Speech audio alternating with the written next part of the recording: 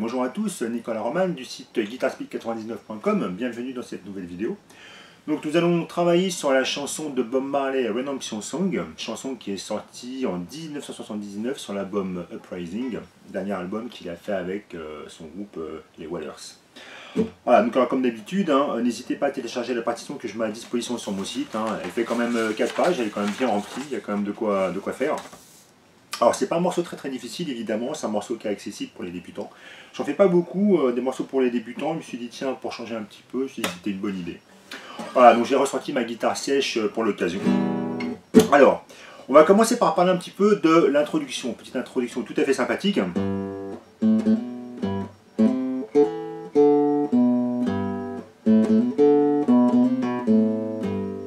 Alors comment est-ce qu'on va faire sonner ça? Vous voyez que on va commencer, alors c'est un morceau qui se joue en sol, on voit que l'accord de sol majeur revient très souvent.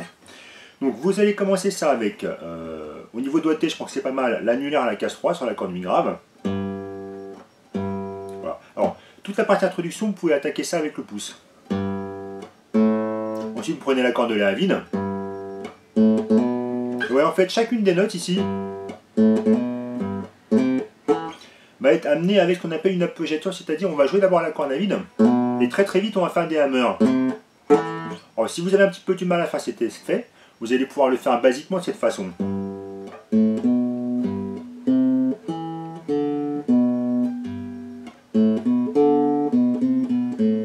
Voilà, par exemple. Alors, je vais vous expliquer quand même cette histoire d'appoggiature, cette histoire de hammer à partir des cordes à vide. Donc là vous voyez que là j'ai pris ma corde à vide toute seule et tout de suite, donc vous attaquez avec le pouce comme je vous ai expliqué, et tout de suite avec le majeur, tout de suite vous allez frapper la corde avec le doigt à la deuxième case. Voilà, donc vous attaquez la corde à vide 2 fois, voilà, et vous faites, comme je vous disais, vous attaquez la corde, et avec le majeur, vous allez taper tout de suite votre corde, de façon à faire ressentir le son de la case 2, sans avoir réattaqué au médiator. Voilà, je vous refais, doucement. Là je me suis un petit peu loupé, c'est pas grave. Ensuite on reprend sur la corde mi grave, case 3. Et là pareil. Vous voyez, là on est sur la corde de la vide toujours, le hammer. Cette fois-ci avec le troisième doigt, pas besoin de démancher. Ensuite la corde de ré à vide et un hammer encore. Toujours avec le majeur à la case 2. Pardon, je refais depuis le début.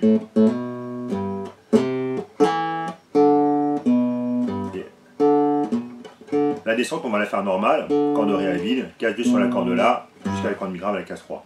Donc je vous refais toute cette première phrase.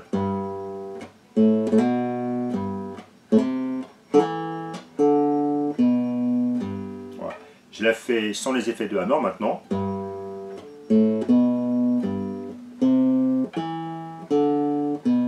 Voilà, ça marche très bien comme ça aussi.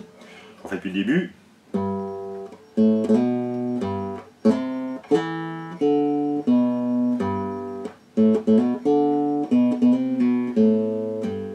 c'est la deuxième partie de la phrase. On retrouve à nouveau notre histoire de hammer à la case 2. Ensuite, on revient sur la case 2 sur la corde là. Ouais, on va attaquer deux fois. Là, on fait un hammer. Toujours pareil. Donc là, je suis sur la case 2 avec le majeur sur la corde là. J'attaque avec le pouce. Je rattaque une fois. Et tout de suite, on va faire notre hammer, cette fois-ci avec le troisième doigt, qui va arriver dans la troisième case. Et là, on va faire l'effet inverse qui s'appelle le pulling off. C'est-à-dire que, avec le troisième doigt, donc qui est toujours posé sur la case, vous allez tirer la corde. Vous voyez, vous tirez la corde de façon à la faire sonner cette fois-ci à la case 2. Alors, donc vous laissez bien sur le majeur en place, hein, parce que c'est le majeur qui va recevoir le pull-off. Et vous revenez à vide. Donc je refais cette deuxième partie de phrase.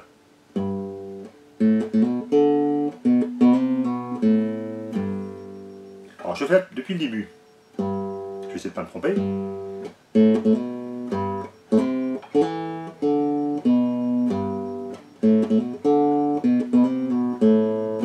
Ça marche. Ensuite alors, on reprend ça une deuxième fois.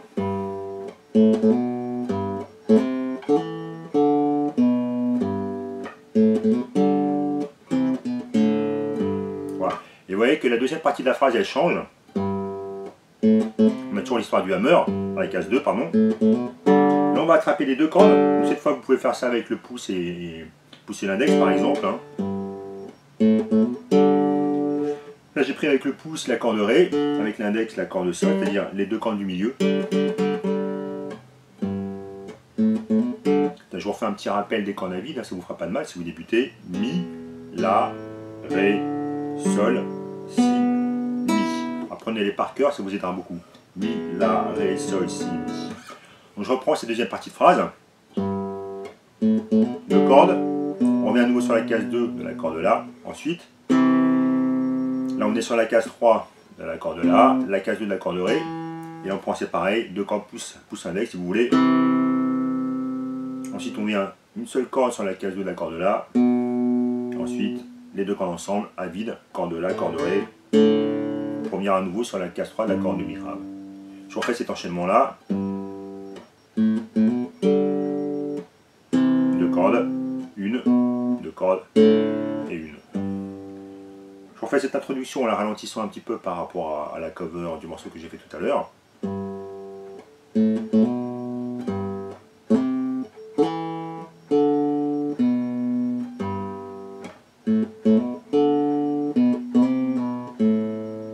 On reprend.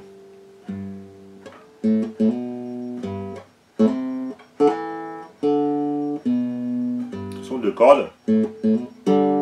Petite descente. Voilà. Ensuite, on va attaquer avec les accords. Alors, en ce qui concerne les accords, on va voir position du sol majeur. Vous avez le petit diagramme qui s'affiche là-haut. Sol majeur. Il y a plusieurs façons de le faire. Vous pouvez le faire comme ceci, c'est-à-dire en utilisant le petit doigt, ou alors de cette façon-là, sans le petit doigt. Moi, je vous conseille vraiment de travailler cette position-là. Parce que si vous travaillez par exemple, si vous jouez votre accord de sol mineur, de sol majeur, pardon, sans utiliser le petit doigt, c'est-à-dire avec cette position-là, le problème c'est que si vous utilisez jamais le petit doigt dans toutes ces positions d'accords simples, que ce soit le sol majeur, le do, le mi mineur, mi majeur, la mineur, le ré, etc., le jour où vous aurez besoin de faire des accords embarrés, ça viendra forcément, vous n'allez pas débuter toute votre vie, en tout cas je vous souhaite de ne pas débuter toute votre vie. Le jour où vous aurez besoin de faire des accords embarrés pour évoluer un petit peu, bah là vous n'aurez pas le choix, vous serez obligé d'utiliser votre petit doigt. Et si jamais vous ne l'avez jamais utilisé, du coup vous allez super galérer parce que vous ne l'aurez pas renforcé. Donc ne serait-ce que sur le sol, utilisez vraiment cette position-là, de façon à ce qu'il se renforce pour que vous puissiez plus tard affronter les accords embarrés sans avoir trop de difficultés. Voilà. C'est vraiment mon conseil. Après, bon, vous suivez, si vous préférez le faire comme ça, libre à vous, mais vous serez prévenu. En plus, c'est vrai que le sol, c'est pas le cas pour cette chanson-là, mais c'est vrai que le sol, on va très souvent l'utiliser, l'enchaîner avec le do. Et vous voyez que c'est beaucoup plus facile d'enchaîner un sol majeur avec cette position-là avec un do, plutôt que comme ça. Là, vous allez vachement plus galérer quand même. Alors que pris de cette façon-là, avec le petit doigt, aucun problème. Donc je reprends. Au niveau des accords, donc la position du sol majeur. Ensuite, on va avoir la position du mi mineur.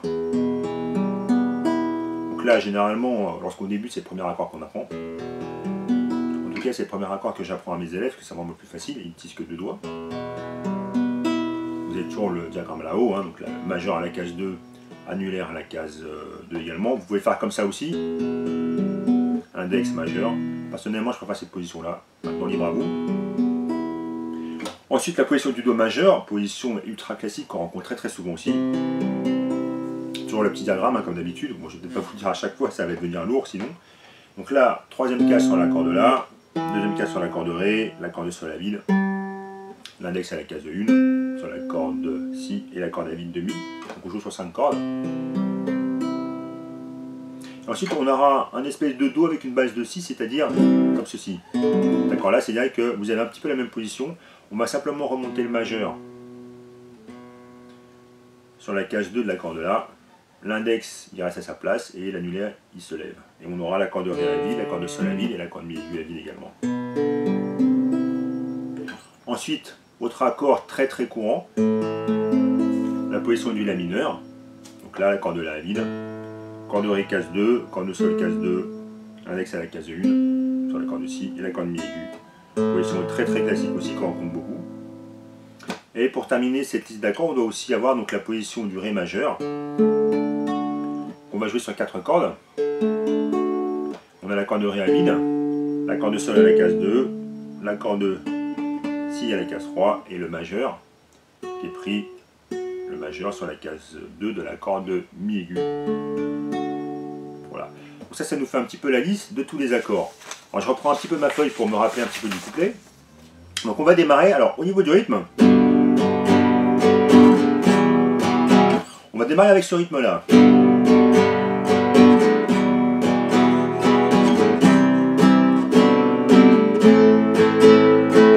Alors vous avez vu que vous n'êtes pas obligé de jouer ça avec un médiator. Lorsque je dirai en bas, en fait, au niveau de la rythmique, vous allez ouvrir la main, comme ça. Donc le mouvement en bas, ça va être simplement l'ouverture de vos doigts, comme ceci. Et le mouvement en haut, ça va être avec le pouce, comme ceci. Vous remontez le pouce. Donc ça fera bas, haut, bas, haut, bas, haut, bas, haut, bas. Voilà. Donc au niveau du rythme, ça va faire bas, bas, haut, bas, bas, haut. Vous voyez, donc c'est-à-dire, je vous la main, je remonte, hein. Bas, bas, haut. Vous allez mettre un coup dans le vide, bas, bas, haut, vide. Alors le coup dans le vide, vous verrez sur la partition qu'on a simplement une liaison. Donc du coup, pour rester régulier au niveau du battement, on va mettre ce coup dans le vide qui va être important. Bas, bas, haut, vide. C'est-à-dire, bas ou vide, j'ouvre les doigts, comme pour donner un coup vers le bas, sauf que je ne vais pas gratter les cordes. Je fais simplement le battement dans le vide. Bas, bas, haut, vide. Ensuite, vous allez remonter, haut, bas, haut. Et ça va être notre pattern rythmique qui va se répéter un petit peu dans tout le morceau. Bas, bas, haut, vide, haut, bas, haut, bas, bas, haut, vide, haut, bas, bas, bas, haut, vide, haut, bas, haut, bas. Voilà. Donc on commence avec le Sol majeur. Vous allez vous entraîner à enchaîner ça sur le Mi mineur. Bas, bas, haut, vide, haut, bas. Alors vous avez vu, lorsqu'on fait des changements d'accords comme ça, on va utiliser une petite ruse. C'est-à-dire qu'à la fin de la mesure, sur le dernier coup vers le haut, bas, bas, haut, vide, haut, bas, haut, celui-ci, vous allez en fait lâcher la position de l'accord sur lequel vous êtes. Bas, bas, haut, vide, haut, bas, haut. Donc ça va faire sonner des cordes à vide à la fin. Hein. Bas, bas, haut, vide, haut, bas, haut. Et ça va vous laisser un petit temps supplémentaire pour placer votre accord pour attaquer la mesure suivante. Alors, pour passer du Sol au Mi mineur, vous avez que, si vous prenez cette position-là, vous avez un doigt en commun. Vous avez le Sol, le majeur qui reste à sa place. Du coup, vous levez l'annulaire et l'auriculaire, troisième doigt et quatrième doigt, et vous décalez simplement un petit peu à l'intérieur de votre case de majeur, de façon à avoir la place ensuite de placer votre annulaire. Comme ceci. Du coup, vous n'êtes pas obligé de lever le majeur, vous le glissez simplement, comme ça. Vous allez pouvoir travailler cet enchaînement-là, le fait de passer du Sol à la position du Mi mineur. D'accord? Donc je vous le fais. Bas, bas, haut, vide,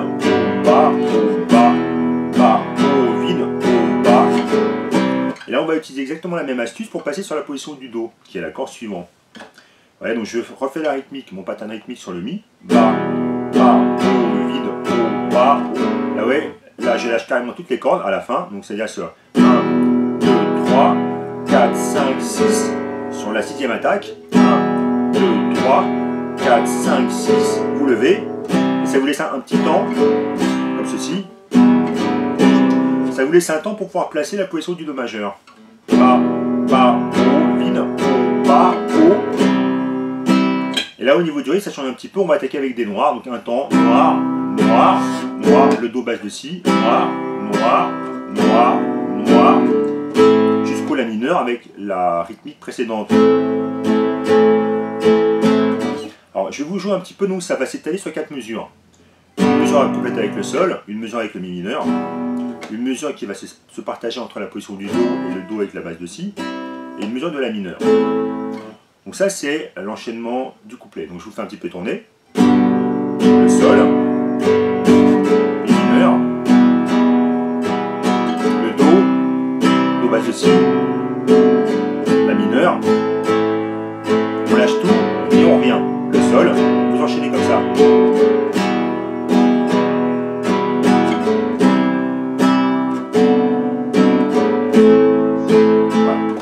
Pour ce qui est du couplet, donc on va enchaîner 4 fois avec enfin 3 fois plutôt avec cet enchaînement-là. Et au 4e enchaînement, on va remplacer le La mineur par une position du Ré, la position du Ré. Donc ce 4e enchaînement, ça fera le Sol,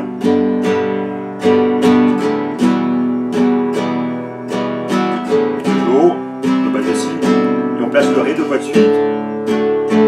Encore une fois. Et là on va attaquer avec le refrain. Alors pour le refrain, je vais prendre mon petit pense-bête, ma petite feuille. Donc le refrain, on a exactement la même rythmique sur le Sol en tout cas. Donc on commence pareil. Ba, Ba, O, vide, Ba, O, Ba, O, Ba. Là on va attaquer avec des croches. Vous avez des croches. Ba, O, Ba, O, Ba, O, Ba. Avec toujours la petite astuce. 1, 2, 3, 4. La quatrième attaque. 1, 2, 3, 4. Vous lâchez. 1, 2, 3, 4. Alors ça c'est un très très bon entraînement pour les débutants, c'est-à-dire le fait de... Ça va vous entraîner à enchaîner la position du Do avec le Ré en ayant un rythme. En faisant comme ceci. Ba, O, Ba, vous lâchez sur la quatrième. 1, 2, 3, 4. Ouais. Vous pouvez vous entraîner par exemple à le faire, vous n'êtes pas obligé de le faire 4 fois. 1, 2, 3, 4, 1, 2, 3, 4. Vous allez pouvoir faire de cette façon. Bien fait. Ba, O, Ba. Vous entraînez à changer tout de suite.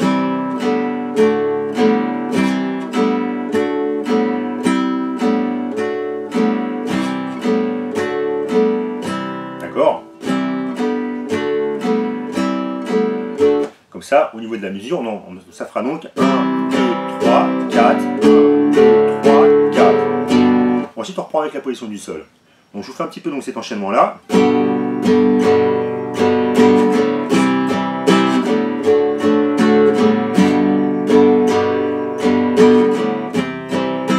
On va sur le Mi mineur. Même rythmique. On prend sur le Sol. Do. Et on prend sur le Sol.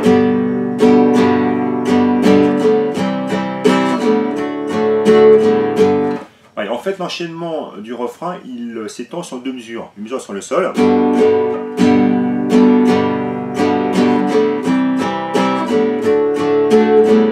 Et ça prend à nouveau. Et sur le 3e enchaînement, on ne va pas réenchaîner sur le Sol tout de suite. On va d'abord passer par le Mi mineur. Pour revenir après sur le Sol.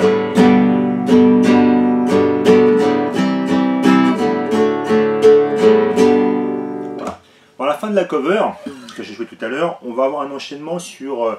on a un petit enchaînement comme ça.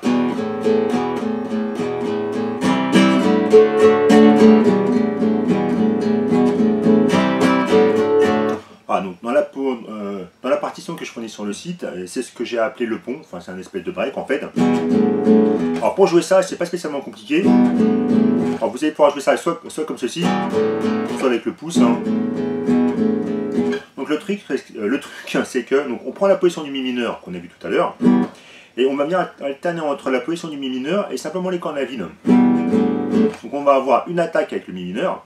Donc c'est que des croches à 1, 2, 3, 4, 5, 6, 7, 8. 1, 2, 3, 4, 5, 6, 7, 8 au niveau de la mesure. Vous voyez qu'on va venir partager ça entre la position du Mi mineur, comme je vous disais, et les cordes à vide. Donc 1, 2, 3. Première attaque, on a le Mi mineur en place. Les attaques 2 et 3, c'est simplement les cordes à vide qu'on va jouer. Alors je ne joue pas forcément toutes les cordes, parce que ça fera un petit peu abusé quand même. Donc je joue plutôt sur les cordes graves, on va dire. 1, 2, 3, vous voyez. 1, 2, 3, 4. 1, 2, 3, 4. La quatrième attaque, on va reprendre à nouveau sur la position du Mi. 1, 2, 3, 4, 5, 6. 5 et 6, on est à nouveau à vide. 1, 2, 3, 4, 5, 6, 7. On est à nouveau sur le Mi. 1, 2, 3, 4, 5, 6, 7, 8. Et la huitième, on est à nouveau à vide.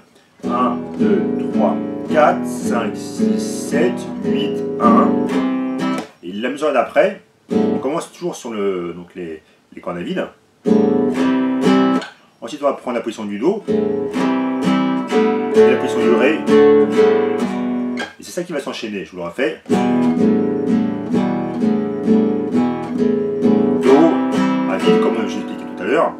Ré, à nouveau à vide.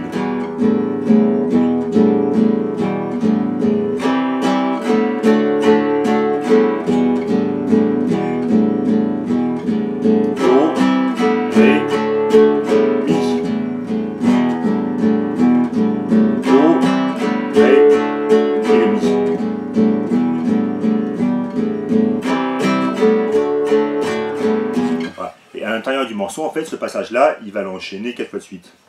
Alors après, il me semble-t-il de mémoire, il doit reprendre sur le couplet numéro 3. Alors, donc, de toute façon, même si je ne l'ai pas joué tout entier, vu que je ne chante pas, je n'allais pas le faire tourner 3 minutes avec les accords. Bon, par contre, comme je disais tout à l'heure, je l'ai relevé entièrement. Donc sur la partition que je mets à dispo sur le site, vous l'avez en fait tout entier, avec les différents enchaînements, couplets, refrains, etc.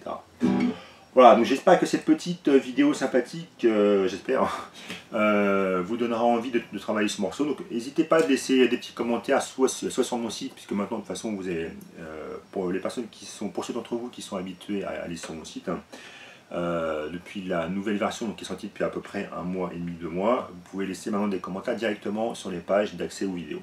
Et vous pouvez aussi laisser bien sûr des commentaires ici sur YouTube. Voilà, bah écoutez, il me reste à vous souhaiter bon travail encore une fois et à vous dire à une prochaine. Bye bye. Bossez bien.